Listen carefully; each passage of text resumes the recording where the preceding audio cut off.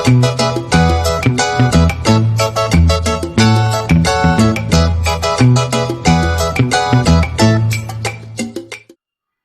दोस्तों, आपके अपने YouTube चैनल परदेसी फ्लाइट पर आप सभी का वेलकम है। दोस्तों, कोविड-19 की वजह से अभी इंडिया से कई सारे देशों के लिए फ्लाइटें बंद चल रही हैं।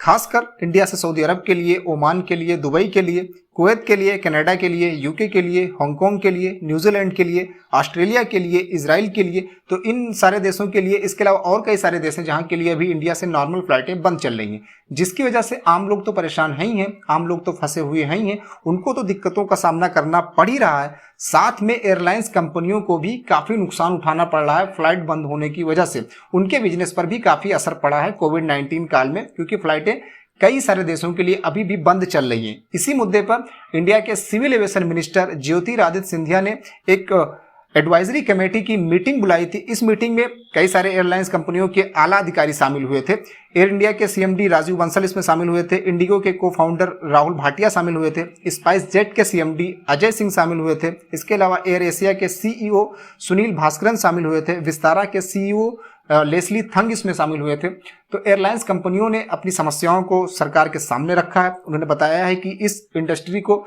बहुत भारी नुकसान हो रहा है फ्लाइटें बंद होने की वजह से। अगर लगातार ऐसे ही फ्लाइटें बंद होती रही, लगातार जारी रहा ये जो बंदी चल रही है फ्लाइटों पर, तो उनका बिजनेस कहीं ना कहीं पर बंद हो जाएगा फ्लाइटें बंद होने की वजह से। साथ में ही और कई सारी समस्याओं को उन्होंने सिविल एविएशन मिनिस्टर के सामने रखा है इस मीटिंग में।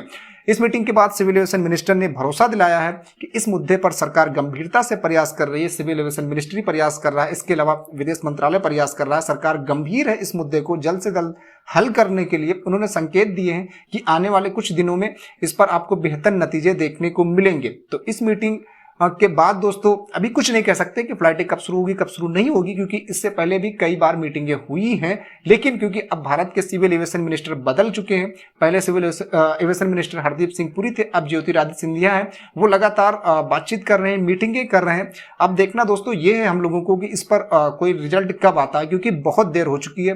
1.5 साल एक लंबा वक्त होता है, लंबा वक्फा होता है। 1.5 साल से लगातार कई सारे देशों के साथ में फ्लाइटें बंद चल रही हैं। कोविड-19 की दूसरी जो लहर आई उसने और ज्यादा प्रभावित किया फ्लाइटों को, उसकी वजह से अभी भी फ्लाइटें नहीं खुल पाई हैं।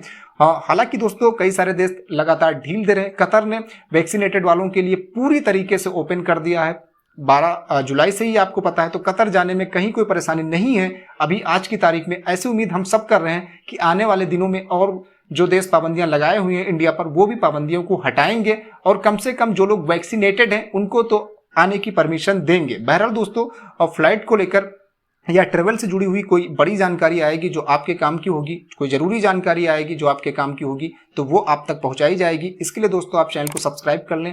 मिलेंगे दोस्तों नेक्स्ट वीडियो में, तब तक अपना ख्याल रखिए। Good bye.